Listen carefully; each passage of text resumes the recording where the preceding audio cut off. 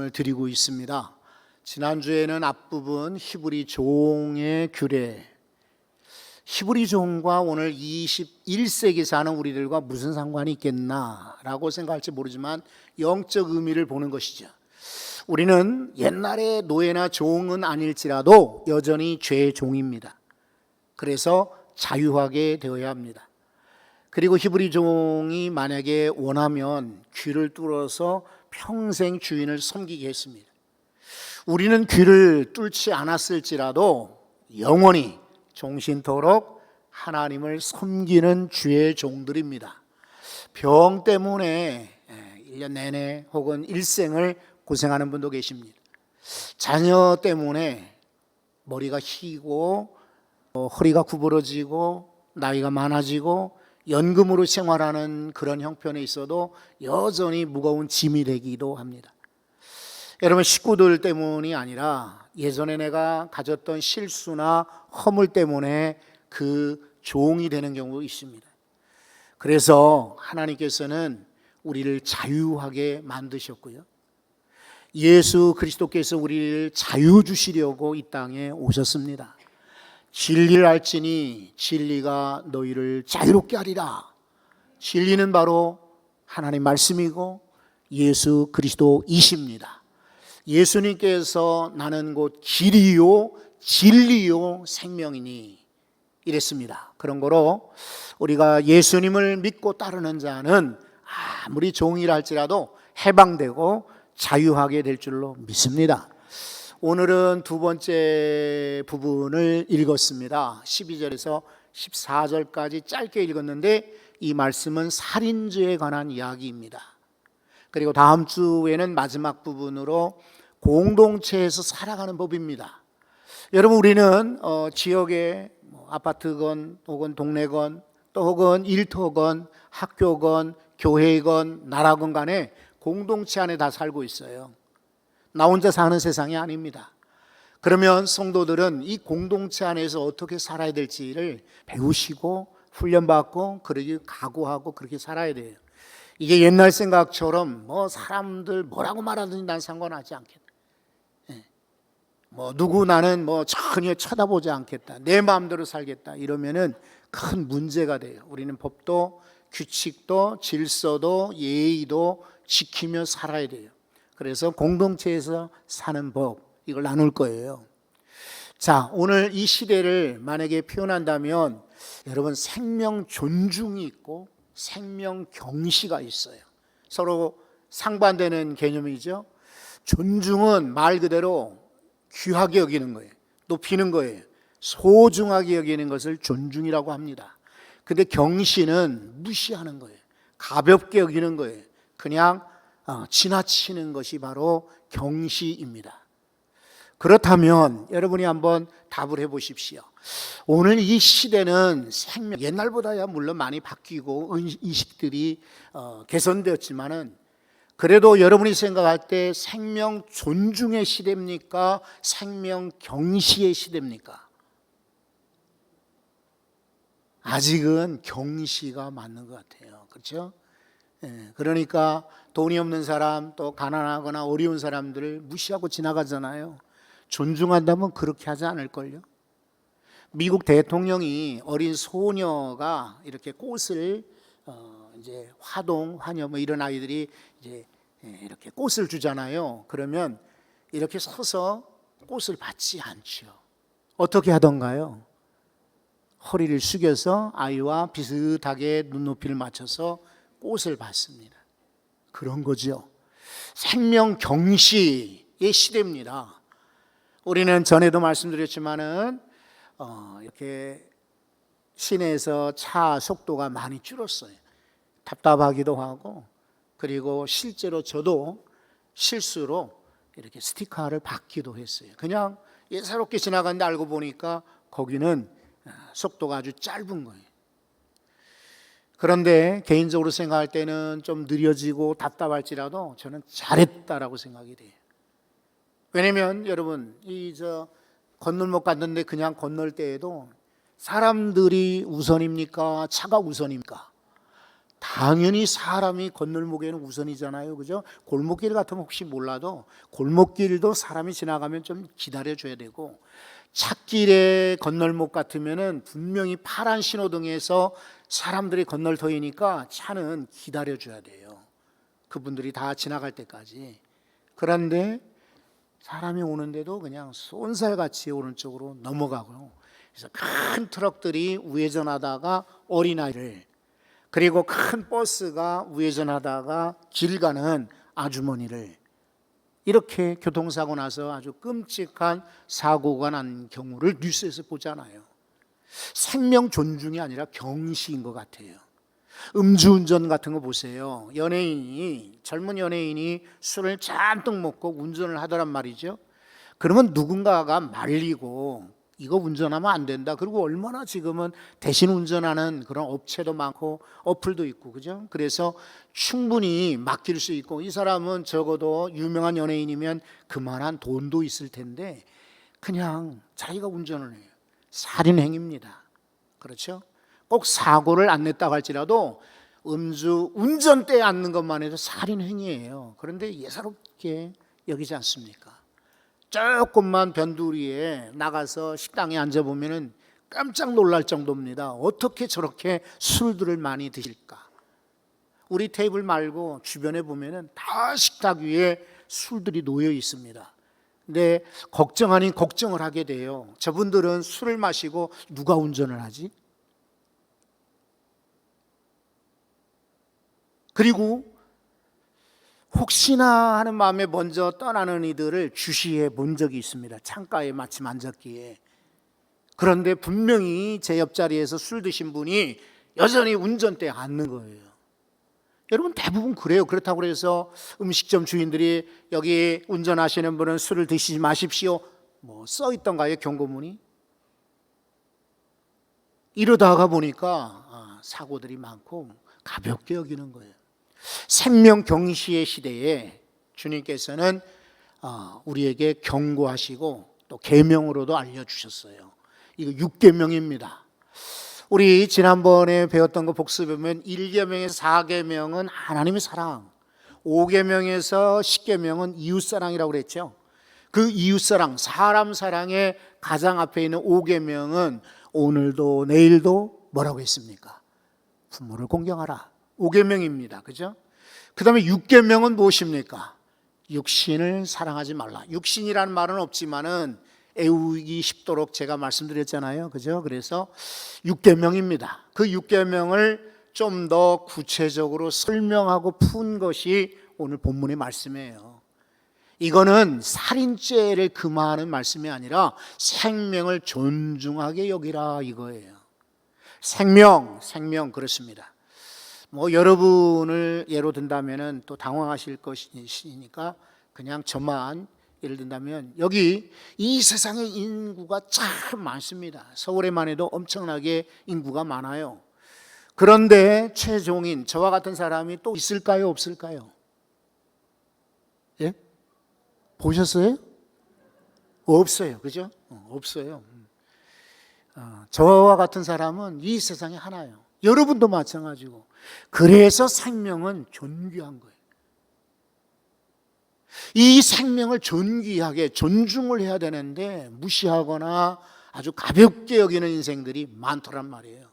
전쟁이 대표적으로 그렇고, 교통사고가 그렇고, 그리고 여러 가지 건물의 추락 사건, 사고들을 한번 보십시오.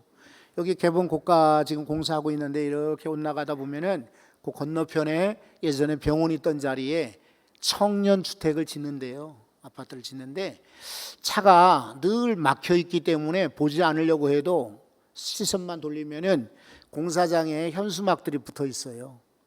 추락 금지, 낙하물 주의, 안전 제일, 이런 현수막들, 경고문들이 붙어 있어요.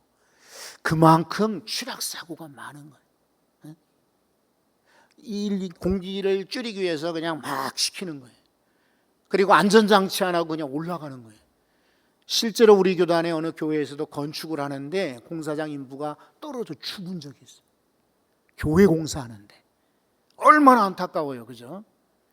그런데 하루 새에도 뭐 뉴스마다 나오지 않습니까? 어느 공장에서 폭발 사고가, 어느 공장에서 그것도 아르바이트 직원이, 또 어떤 회사에서는 외주준, 외부, 그런데 대부분 특징들 보면 안전장치가 없고 2인 1조로 다 이렇게 주목하게 되는데 그렇지 않더란 말이죠.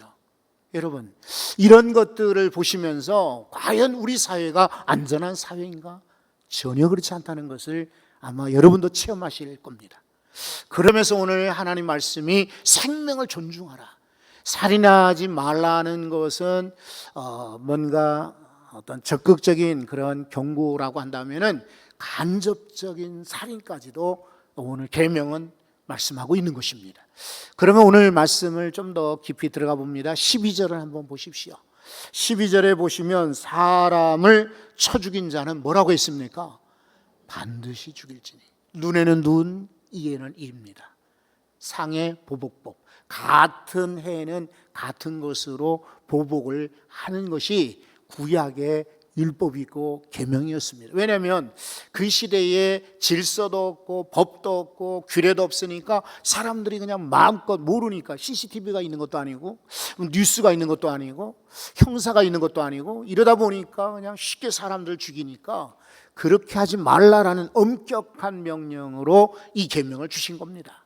사람을 죽인 자는 그도 반드시 죽일 것이다. 이것은 하나님의 공의를 말씀하고 있습니다. 하나님은 심판하신다는 무서운 분이신 것을 경고하고 있는 것입니다. 그런데 하나님께서는 공의의 하나님이실 뿐더러 사랑의 하나님이십니다. 그래서 13절을 말씀을 하십니다. 13절을 한 번 더 읽어보십시오. 만일 사람이 고의적으로 한 것이 아니라 나 하나님이 사람을 그의 손에 넘긴 것이면 내가 그를 위하여 한 곳을 정하리니 그 사람이 그리로 도망할 것이며. 아멘. 은혜입니다. 하나님의 은혜. 고의로 죽인 것이 아니라 실수로 죽일 수 있잖아요. 그런 경우에는 하나님이 한 곳을 정할 건데 그 사람은 그리로 도망할 것이다. 도피성을 말합니다. 여러분 민수기나 신명기서에 그리고 여호수아 20장에 보면은 실제로 도피성을 6곳을 만들었어요. 그것도 한나절에 달려가면은 피할 수 있는, 이제 이틀 3일 걸리는 곳이 아니라 사람이 웬만하면 뛰어들어가 숨을 수 있도록 한나절 한 4시간이면 달려갈 수 있는 곳에 도피성을 바둑알 놓듯이 6곳을 정해놨어요. 그래서 만약에 부지 중에 이런 말 아시죠? 알지 못하는 사이에 실수로 사람을 죽인 경우가 있다. 성경은 이렇게까지 보충 설명을 합니다. 산에 벌목으로 해서 도끼질을 하는데 도끼날이 날아가 옆에 있는 사람을 쳐 죽였을 경우, 이거는 고의가 아니죠. 도끼날이 빠져가지고 옆에 사람을 죽였으니까 그런 경우에는 하나님이 정한 이곳 도피성에 들어가는 것입니다. 그러면 이 보복자들, 이 가족들이 우리 아버지를 죽였으니 우리 형제를 죽였으니 내가 저 사람도 죽여야 될 거다라고 쫓아갈 거 아니에요. 그러면 이 실수로 죽인 사람은 그냥 당장 도피성으로 가는 거예요. 가가지고 그곳에 들어가 숨으면은 아무리 가족들이 주라고 해도 주질 않는 거예요. 그 사람 재판받을 때까지, 그리고 판결이 끝날 때까지 그 도피성이 머물게 만들어 주는 거예요. 이것은 실수로 죽일 때만 그렇게 했어요. 그러나 여러분, 만약에 고의로 죽인 경우에는 아무리 도피성에 도망갔을지라도 제사장이나 그 마을의 읍장들은 그 죄인을 이 가족들에게 주어서 처벌하게 했습니다. 하나님의 공의와 사랑이 혼재되어 있는 것이에요. 그런데 오늘 신약 시대에 와서 이 도피성은 다른 어느 성, 물리적인 어떤 지점에 있는 것이 아니라 바로 예수 그리스도가 도피성이 되셨어요. 할렐루야. 누구든지 어떤 죄를 지었든지 예수님 안에 들어오는 자는 살아나는 것입니다. 물론 사법적으로 형은 받아야겠죠. 그러나 용서받는 것, 그리고 예수님께서 피난처가 되십니다. 여러분이 아무리 힘들고 어려운 일이 있어도 주님을 붙들고 의지하십시오. 주께서 여러분에게 격려하시고 힘을 주실 줄 믿습니다. 보세요. 하나님께서도 한 곳을 정하셨고 그리로 피하는 자는 살겠다라고 약속하시지 않습니까? 하나님은 바로 우리에게 피난처이신 예수 그리스도를 허락해 주셨어요. 이 세상에는 피할 곳 없어요. 여러분, 엊그제 신문에 이런 기사가 소개됐어요. 어떤 남자가 20대 남자가 호프집에 간 거예요. 안양의 호프집에 가서 맥주를 시켜 마셔요. 그런데 이 사람이 막 소리를 지르니까 40대 그 호프집 주인이 나와가지고 손님, 미안하지만 다른 분들에게 방해되니 조용히 하십시오. 이제 그만 술을 드시면 좋겠습니다라고 말렸어요. 당연히 그렇게 할 수 있죠. 그런데 이 술 먹은 친구가 주방으로 들어가서 흉기를 들고 나와가지고 이 주인을 그냥 여러 번 그것도 찔러서 죽였어요. 그리고는 이 사람은 짐을 싸가지고는 인천항으로 갔어요. 이 사람 중국에서 온 동포였던 거예요. 인천항에 도착해서 나는 불법 체류자인데 우리 어머니가 지금 중국에서 돌아가실 지경이 되어 있으니 임종을 앞두고 있으니 나 빨리 배를 타게 해달라. 원래 불법 체류자들은 구금을 해서 조사하고 범법 행위가 없나 다 밝힌 다음에 배를 태워야 된답니다. 그런데 이 사람이 사정이 딱하다고 여겨서 오히려 항만청에서는 해경들은 오히려 이 사람 불쌍하니 빨리 보내주자 해가지고는 도와준 거예요, 도리어. 그래서 배를 태워서 보냈으니 여기서는 아무리 범인을 추적해서 찾아볼래도 오리무중이죠. 전혀 찾을 수가 없어요. 세월이 흘렀어요. 이 사람이 신분을 바꿨어요. 얼굴도 바꾸고 성도 바꾸고 그래가지고 옛날에 쓰던 이름을 완전히 바꿔서 다시 한국에 나왔어요. 한국에 왔을 때는 새 사람으로 온 거예요. 처음 온 것처럼. 왜? 이미 뭐 얼굴도 변했고 이름도 바꿨고 신분증도 새로 만들었으니까 아무도 눈치를 못 채죠. 완벽한 그런 완전 번제 아닙니까? 그리고 한국에 와서 전기 기술자예요. 그래서 한 10명쯤 데리고 있는 조그마한 회사를 만들어 가지고 이 가게도 잘 됐어요. 그런데 어떤 사건에 연루되었고 경찰서에 불려가게 되었습니다. 이 사람은 설마 이미 다 나는 신분증도 바뀌고 나는 처음 한국에 온 거니까 문제 없겠지라고 했는데 이 사람 범죄를 저지른 사람들이 DNA를 채취하게 돼 있나 봐요. DNA를 뽑아내서 대조해 보니까 옛날 20년 전에 안양의 호프집 살인 사건의 범죄자가 똑같은 거예요. 붙들렸어요. 20년 만에. 이 사람은 살인죄를 지고 중국에 가거나 또 혹은 한국에 다시 나와도 아무도 모르겠지 하지만 여러분 중국이 도포이처는 아닙니다. 한국에 온다고 발각되지 않는 것 아닙니다. 이와 같이 우리 인생의 죄는 언제든지 추적되고 언제든지 발각이 되기에 죄짓지 말아야 됩니다. 죄짓지 말아야 됩니다. 그럴 줄 알았어요, 여러분. 보통 은혜 받으십시오. 하나님의 복이 임하기를 바랍니다. 그리고 하나님은 사랑하십니다. 하나님 우리를 채워주십니다. 우리를 도와주십니다. 우리를 낫게 하십니다. 이러면 성도들이 막 아멘이 일어나지만 죄짓지 마십시오. 그러면 조용해요. 왜냐하면 아멘 해봐야 그 옆에 사람들이 혹시나 어떻게 생각할까 이렇게 눈치를 보는 것 같아요. 다시 한번 여쭤볼게요. 언제든지 죄는 발각되게 되어 있습니다. 죄짓지 맙시다. 성가대원들이 제일 가능성이 높은가 봐요. 여러분 제가 여기 지금 아파트로 변했잖아요. 그 하루에 몇 번을 지난 적도 있어요. 여기 교도소 옆에. 그리고 저 교도소에 20년 동안 들락날락했어요. 근데 오해하지 마시고 이제 새신자들은 최재인 목사가 무슨 범죄 전과가 많은가 보다 그게 아니라 거기 이제 예배드리러 다녔지 않았어요. 그리고 성경 공부하고 또 상담하고 또 직원들 만나기 위해서 교도소 여러 번 갔어요. 그런데 전에도 말씀을 드렸어요. 이거는 그냥 설교 때문에 드리는 얘기 아니에요. 제가 이 교도소 담장을 이렇게 지날 때마다 생각이 나 역시도 지금 교도소 담장 위를 가고 있어. 일로 떨어지니까 고척동인 거예요. 그리로 떨어지면 나는 남부 교도소, 영등포 교도소였죠. 영등포 교도소의 죄수인 거예요. 하나님의 은혜로, 그렇죠. 그리고 적어도 목사니까 죄 짓지 말아야지 마음으로 그냥 간당간당 살아가고 있는 거예요. 그리고 실제로 교도소에 가서 사람들 만나보면은 전부 흉악범이고 살인범이고 강도냐? 아니에요. 8, 90%는 경제사범, 실수로 돈을 갚지 못해서 들어간 분들이 많이 계세요. 참 안 됐죠. 이런 분들이 많이 계세요. 그런 분들도 실은 기회를 놓친 거예요. 그리고 그렇게 하고 싶지 않았겠죠. 그렇지만 현실이 그렇지 않으니까 그리로 떨어진 거예요. 여러분, 우리 성도들도 마찬가지예요. 여러분이 의인이기 때문에 여기 있는 것이 아닙니다. 우리는 다 하나님 보실 때 죄인이에요. 보세요, 동의하지 않잖아요.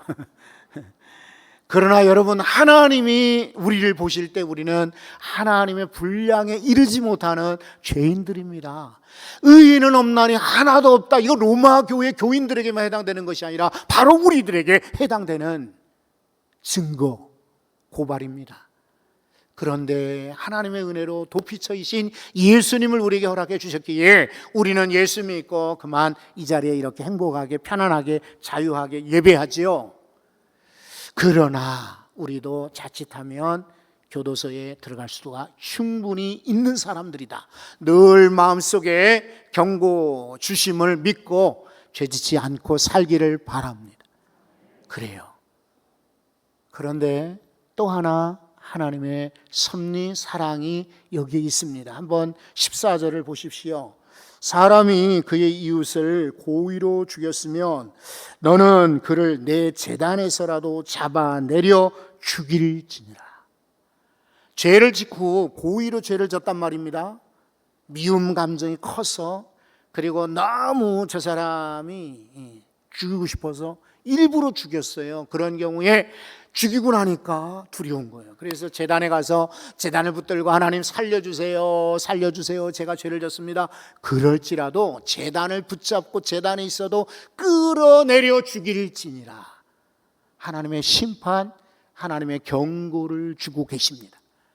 기억하셔야 됩니다. 하나님의 계명은 말씀드렸지만 우리를 죽이는 것이 아니고, 우리를 가두는 것이 아니고, 우리를 제한하는 것이 아니라 오히려 우리를 자유하게 만드는 것, 우리를 살리시는 것, 우리에게 복받게 하시는 것이 계명을 주신 이유입니다. 여러분, 계명을 지켜서 복받으시기 바랍니다. 계명을 지켜 살기를 바랍니다. 계명을 지켜 안전할 수 있기를 바랍니다. 저 일본의 동북부 지방에는 겨울이 되면 눈이 많이 오기로 유명합니다. 그런데 마을 사람들이 이 낭떠러지가에 일부러 나무 기둥을 쭉 이렇게 세워놨습니다. 왜냐하면 눈이 많이 오면 이게 길인지 밭인지 궁덩인지 골짜기인지 모르는 거예요. 그러니까 이제 여기까지가 길이다는 걸 표시하기 위해서 시골길의 그 전신주 혹은 느티나무를 상상해 보십시오. 이렇게 낭떠러지 쪽에는 나무가지를 쭉 이렇게 세워놓은 거예요. 그러면 눈이 많이 왔을 때 사람들이 옆집을 간다, 우리 어머니 집에 간다 할 때에 만약에 그게 없으면 여기 길인 줄 알고 그냥 가다가 푹 빠져 이제 눈길에 빠지게 되면은 이게 뭐 오고 가는 사람이 있는 것도 아니고 뭐 거기서 뭐 어떻게 살려달라고 할 수 있는 것도 아니고 아주 낭패일 거 아니에요. 그러니까 나무를 쫙 이렇게 심어 놓은 거예요. 울타리를. 그러니까 눈이 많이 와도 이리로 가면 안전하겠다는 것이 금방 나타나는 거예요. 십계명은 여러분 우리를 안내하는 안전판입니다. 그리고 우리를 지켜주는 울타리인 거예요. 그러니 우리는 계명을 무시하지 말고 계명을 따라 살기를 바랍니다. 그런데 참 뜨거운 감자가 몇 개 있어요. 자, 이 고의로 죽이는 자는 이제 이거 용서받지 못하고 실수로 혹은 내가 어떤 경험에서 또 어쩔 수 없이 죽이는 경우가 있단 말이에요. 어떤 게 있냐? 낙태입니다, 낙태. 우리나라는 합법적으로 이건 법이 금하고 있습니다. 미국에는 예전에 낙태를 허용을 했다가 최근에 와서는 낙태를 금지하는 쪽으로 많이 지금 바뀌고 있고, 이것 때문에 여성단체에서 막 대법원 있는 워싱턴 DC에 가가지고 막 지금 항의하고 시위를 합니다. 내 몸인데 내 마음대로 못하느냐, 왜 내 몸을 국가가 결정하느냐, 너희들이 어떻게 우리 아픔을 아느냐, 원치 않는 임신이건 혹은 아이가 많은데 또 임신을 했단 말이에요. 그러면 낙태해도 괜찮은 거지 왜 국가가 이걸 정하느냐라고 막 반대에 피켓 들고 시위를 많이 해요. 적어도 교인들은요 반대해야 돼요. 여러분, 우리가 손끝에 가시만 박히고 눈에 뭔가 조금이라도 티만 생기고 발가락에 티만 생겨도 하루 종일 불편합니다.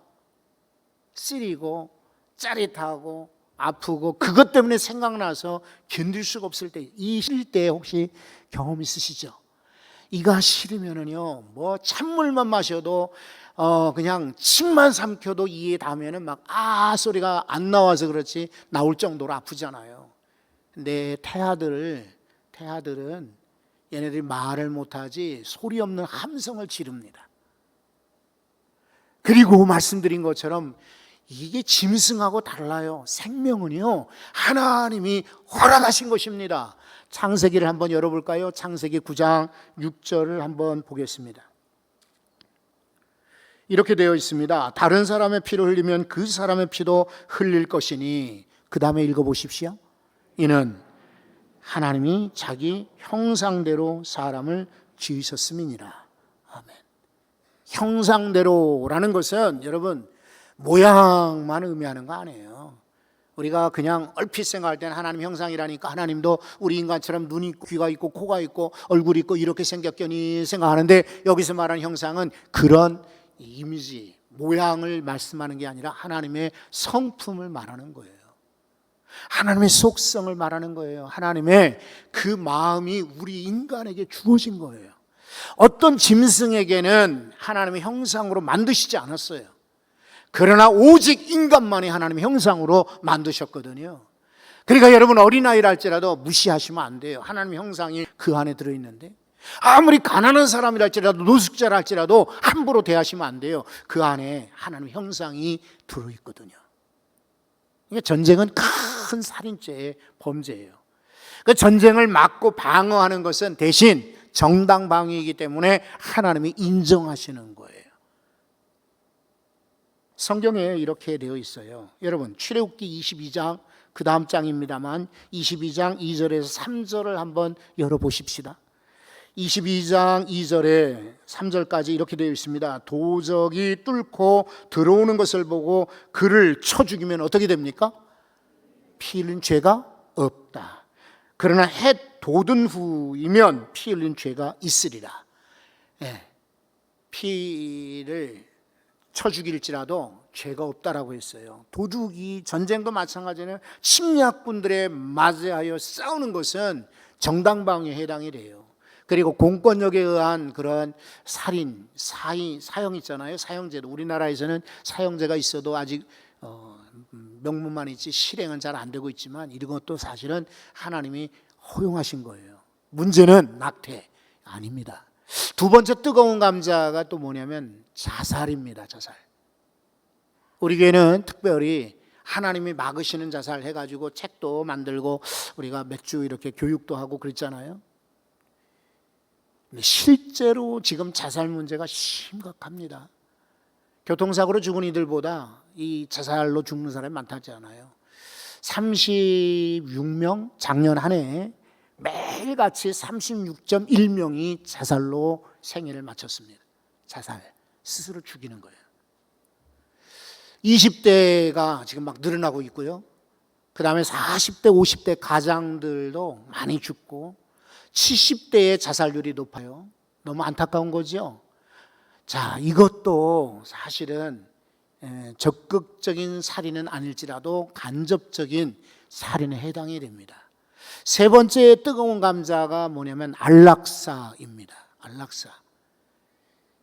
이제 뭐 우리는 좀 마음을 알죠. 환자분들을 이렇게 대하는 가족들이 얼마나 마음이 힘들까, 버거울까도 우리는 이해하고, 또 환자 자신이 원하는 경우가 있어요.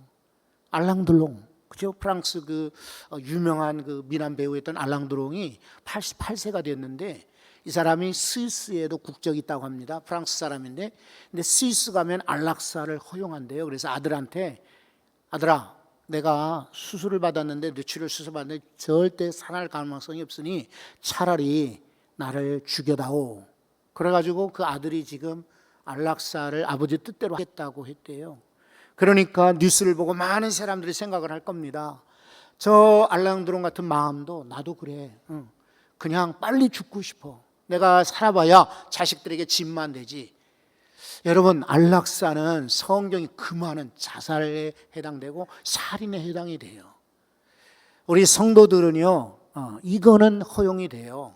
그러니까 자연 연명장치 있죠. 이것저것. 결국 뇌사에 빠지었음에도 불구하고 뇌사는 살아날 가망성이 거의 없어요. 이제 심장만 살아있는 셈이죠.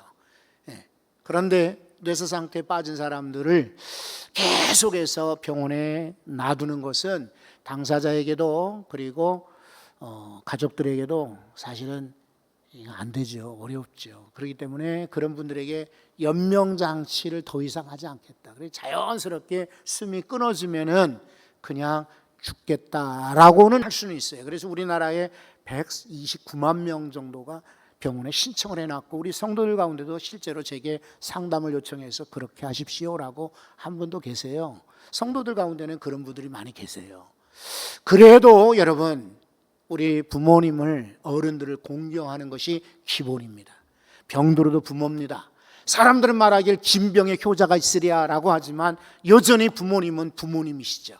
그런 거로 병들었다고, 나이가 많다고, 쓸모없다고 죽어야 된다, 절대로 그런 말도 하지 말고 마음을 가지면 안 돼요. 음식물들 가지고 이것저것 섞어서 아주 못 먹는 음식들 만들기도 하고, 식품을 또 유전자 공학 같은 걸 이용해서 조작을 하기도 하고, 또 가짜 식품을 만들기도 하고, 아이들이 입에 넣을 수 있는 장난감에 원래는 금지된 약품을 쓰기도 하고, 가습기 같은 것도 보십시오. 가습기 이런 것들도 그렇고, 심지어 술 같은 것도 가짜 술을 만들기도 하고, 이런 일들이 얼마나 많아요. 이런 것들은 생명 존중이 아니라 생명 경시 때문에 그래요. 그런데 여러분, 이렇게 살인에 해당되는 것이 꼭 칼을 들고 막 총을 쏘고 이것만 살인이 아니에요. 주님은 아주 무서운 경고를 우리에게 주셨어요. 그리고 요한 사도도 그 경고를 이렇게 말씀하셨어요. 여러분, 한번 성경을 열어보겠습니다. 요한 1서입니다. 요한 1서 3장 15절. 그 형제를 미워하는 자마다 뭐라고 했습니까? 살인하는 자니, 살인하는 자마다 영생이 그 속에 들어가지 못한다. 미워하는 자마다 살인하는 자다. 그 전에 예수님께서도 이렇게 말씀하셨어요. 마태복음 5장입니다. 21절에서 22절까지 말씀 보면, 옛사람에게 말한 바 살인하지 말라. 이것은 구약의 계명을 말하지요. 그러나 누구든지 살인하면 심판을 받게 되리라. 아까 우리가 읽었잖아요. 사람을 죽인 자 반드시 그를 죽일지니, 예수님이 그 출애굽기 말씀을 연상하시면서 이 말씀을 주신 거예요. 그런데 나는 너희에게 이르노니 형제에게 노하는 자마다, 화를 내는 자마다 심판을 받게 되고, 형제를 대하여 뭐라가라, 병신이다, 바보다 욕하는 자도 공회에 잡혀가게 되고, 미련한 놈이다 하는 자는 지옥불에 들어가게 되리라. 형제를 향하여서 악한 말 하는 거 있죠. 그리고 욕을 하는 거, 미워하는 거, 이것도 지옥에 들어가고 영생에 들어가지 못한다라고 경고하고 있어요. 사랑하는 성도 여러분, 대한민국 형법에서는 욕을 해도 그냥 봐주기도 하고, 이웃 간에 화를 낼 수도 있지라고 할지 몰라도, 사랑하는 성도들은 오늘 주님의 말씀을 들어서 이것도 여전히 무서운 살인죄에 해당하는 것이 아닌가. 악풀다는 거, 악평하는 거, 그리고 거짓말하는 거, 사람들을 비난하는 거, 욕하는 거, 나와 멀리 있다거나 또 혹은 나와 관련이 없다고 해서 쉽게 흉보는 것도 어쩌면은 일종의 살인에 해당해요. 여러분, 무서운 거예요. 화장실에 칸칸이 여자분들 있잖아요. 화장실에 들어가 앉는데 우리 몇몇 분들이 손 닦으면서 누구를 흉을 봤어요. 화장실에서 듣고 보니 내 얘기를 하는 거야. 나올 수도 없어. 왜냐면 이 두 사람들이 그 밖에서 막 손 씻으면서 내 흉을 지금 보고 있는데 내가 나가면 그 사람들이 뭐라고 할 것 같아.